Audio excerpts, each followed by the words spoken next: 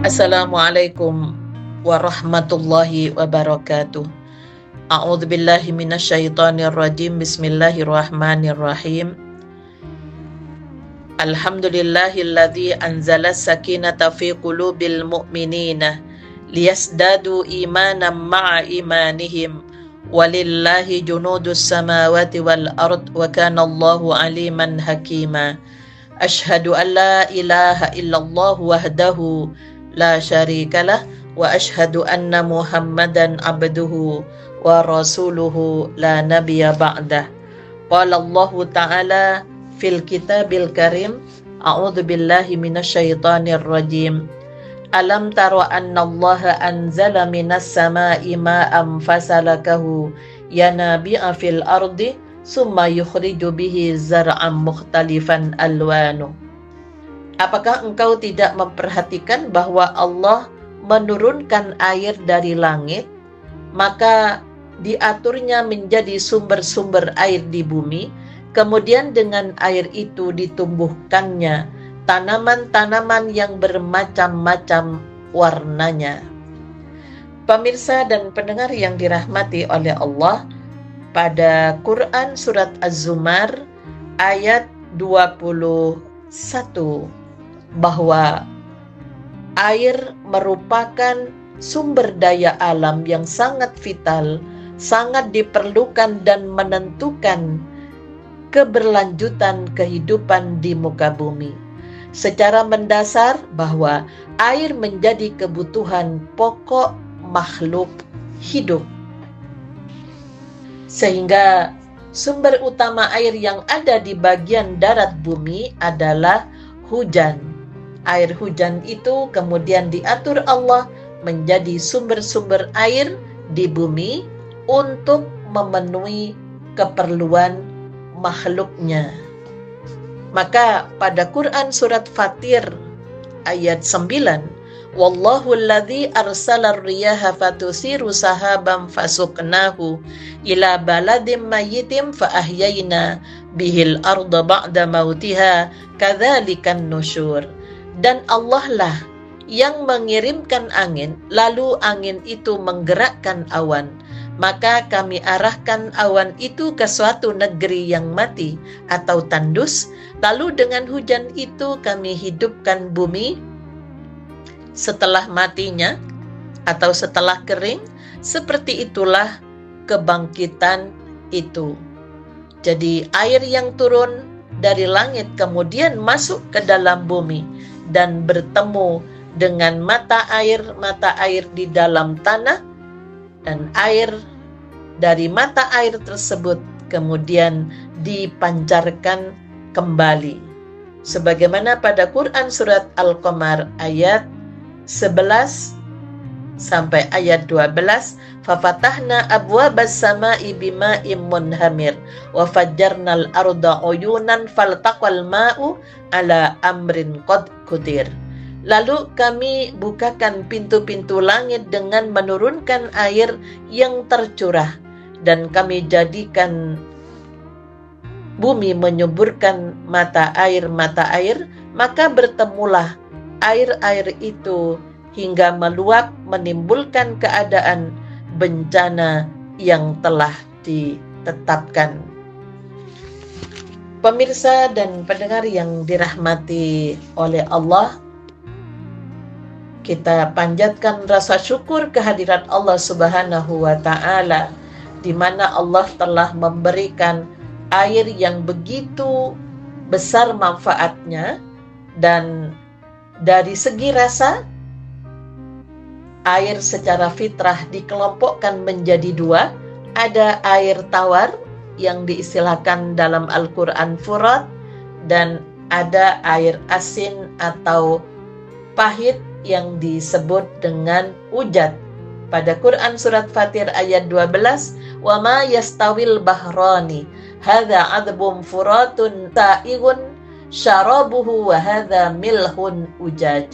Dan tiada sama antara dua lautan, yang ini tawar, segar, sedap diminum, dan yang lain asin lagi pahit.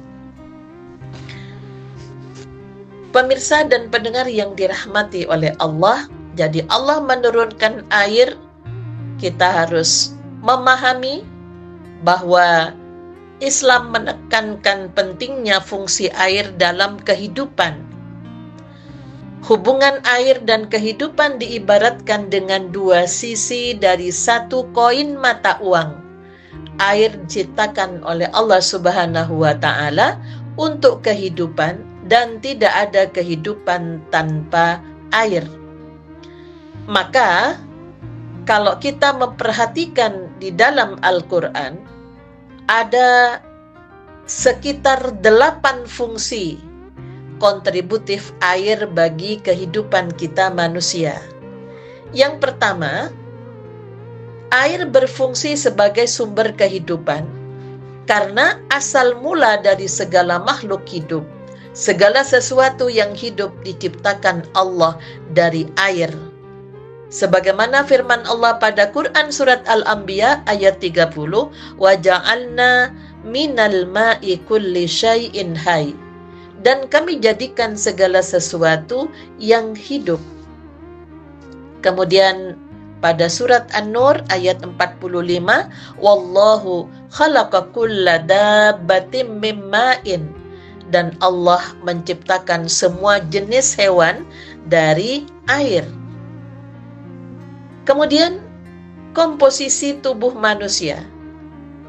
Dari beberapa hasil penelitian menunjukkan bahwa 2/3 berat fisiknya merupakan cairan, baik dalam bentuk darah, air liur, maupun pelumas sendi tulang dan cairan sumsum tulang belakang yang kesemuanya mengatur suhu badan manusia. Kemudian yang kedua, air berfungsi menjadi kebutuhan pokok makhluk hidup karena tanpa asupan air yang memadai, semua makhluk hidup akan mati dalam beberapa waktu.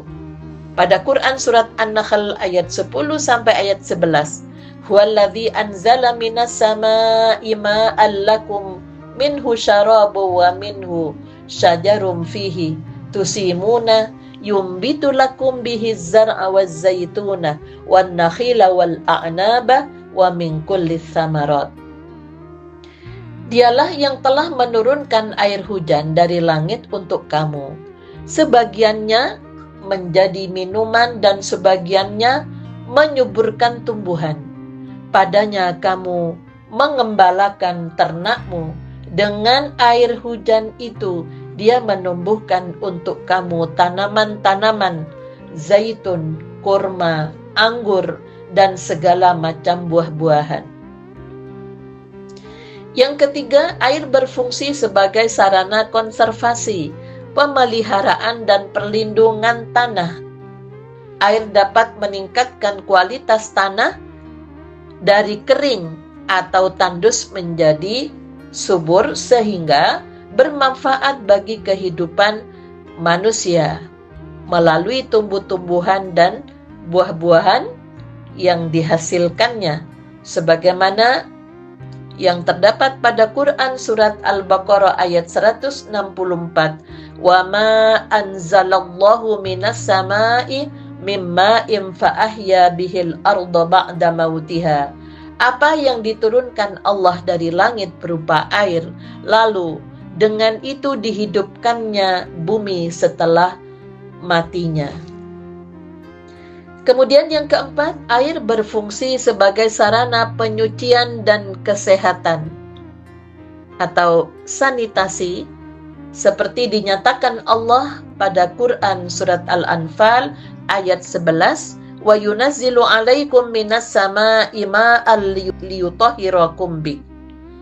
Dan Allah menurunkan air hujan dari langit kepadamu untuk menyucikan kamu dengan hujan itu.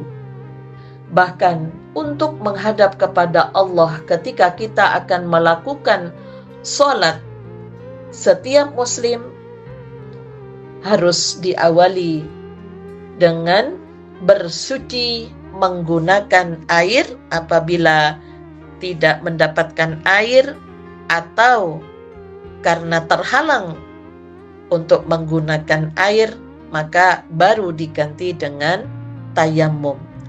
Pada Quran surat Al-Maidah ayat 6, Ya ayyuhalladzina amanu idza kumtum ilas sholati faghsilu wujuhakum wa aydiyakum ilal marafiqi wamsahu biru'usikum wa arjulakum ilal ka'bain wa in kuntum junuban fattaharu.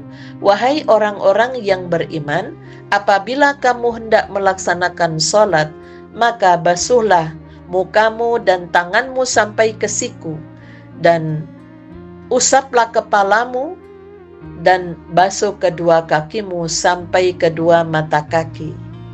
Jika kamu junub, maka mandilah. Pemirsa dan pendengar yang dirahmati oleh Allah, adanya hubungan antara mandi dan kesehatan tidak dapat dipungkiri. Terkait dengan kesehatan, air, terutama air Zam-Zam, itu memiliki khasiat menyembuhkan penyakit sesuai dengan tujuan meminumnya, sebagaimana hadis yang diriwayatkan oleh Ibnu Majah an Jabir bin Abdullah qala sami'tu Rasulullah sallallahu alaihi wasallam yaqulu. Dari Jabir bin Abdullah diriwayatkan bahwa dia berkata, aku mendengar Rasulullah sallallahu alaihi wasallam bersabda, Ma'u Zamzam lima syuribalahu. Air Zam-Zam berkhasiat sesuai dengan tujuan meminumnya. Kemudian yang kelima, air dalam volume yang besar seperti sungai dan laut berfungsi sebagai lahan transportasi bagi bahtera yang membawa apa yang berguna bagi manusia. Pada Quran surat Al-Baqarah ayat 164, wal fulkil lati tajri fil bahri bima yanfa'un nas. Dan kapal yang berlayar di laut dengan muatan yang bermanfaat bagi manusia. Kemudian yang ke-6, air dijadikan sebagai simbol.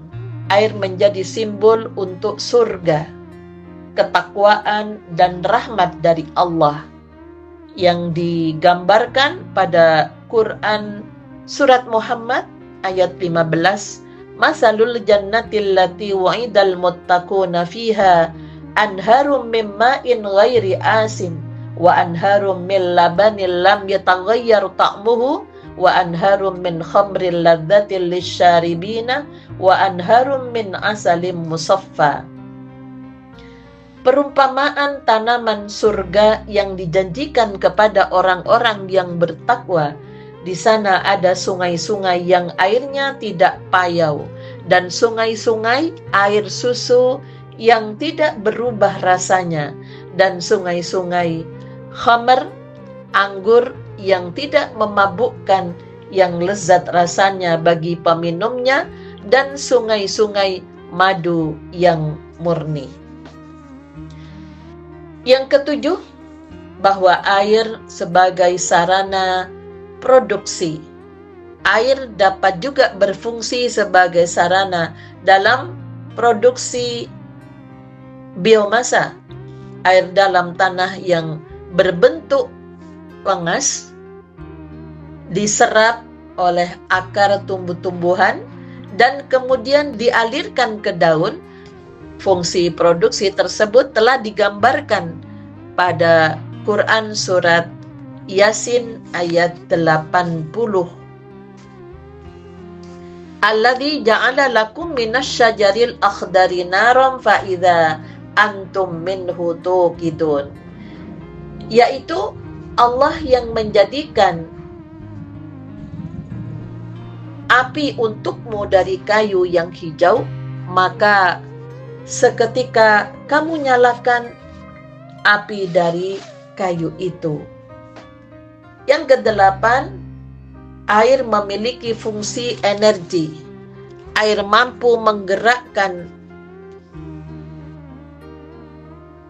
turbin pada suatu pembangkit listrik tenaga air, ya, PLTA, yang kemudian menghidupkan, menjalankan generator sehingga menghasilkan listrik. Sebagaimana pada Quran surat Al-Jasiyah ayat 12, Allahul ladzi sakhkhara lakumul bahra litajriyal fulku fihi bi amrihi wa litabtahu min fadlihi wa la'allakum tashkurun. Allah lah yang menundukkan laut untukmu agar kapal-kapal dapat berlayar di atasnya dengan perintah-perintahnya dan agar kamu dapat mencari sebagian karunia-Nya dan agar kamu bersyukur.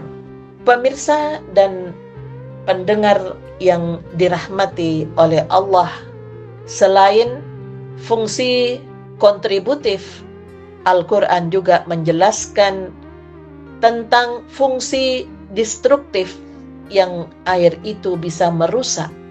Dalam volume yang besar seperti air banjir dan keadaan berubah rasanya atau berubah warnanya, air dapat berbahaya, bahkan menjadi bencana bagi manusia dan peradabannya.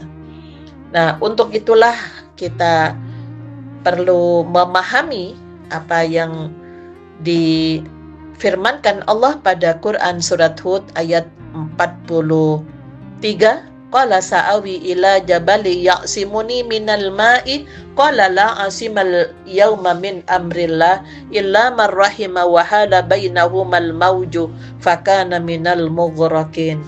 Dia, anaknya, menjawab, aku akan mencari perlindungan ke gunung yang dapat menghindarkan aku dari air bah ini. Maka Nabi Nuh berkata, tidak ada yang melindungi dari siksaan Allah pada hari ini selain Allah yang Maha Penyayang. Dan gelombang menjadi penghalang antara keduanya, orang tua dan anak. Maka dia, anak itu, termasuk orang-orang yang ditenggelamkan. Itu pada kisah Nabi Nuh alaihissalam dengan putranya yang dipisahkan oleh Allah dari air bah itu. Dan air juga bisa berubah rasa atau warnanya karena terkontaminasi yang senyawa beracun, itu juga dapat membahayakan manusia. Pemirsa dan pendengar yang dirahmati oleh Allah, dengan kita memahami bahwa air adalah bagian dari alam. Dalam pandangan Islam, alam merupakan sebuah wujud yang tidak berdiri sendiri, namun berhubungan dengan manusia. Dan realitas lain yang gaib yang menciptakannya yaitu Allah Subhanahu wa Ta'ala dengan benar dan dengan tujuan tertentu, bukan karena kebetulan atau bukan untuk main-main. Untuk itulah, karena air ini menjadi kebutuhan manusia, sangat diperlukan. Dan jika kita juga berhati-hati, jangan sampai air itu mencelakai kita karena ketidaktaatan kita kepada Allah Subhanahu wa Ta'ala. Nasrun minallah wa fathun qarib wa basyiril mu'minin walhamdulillahi rabbil alamin. Assalamualaikum warahmatullahi wabarakatuh.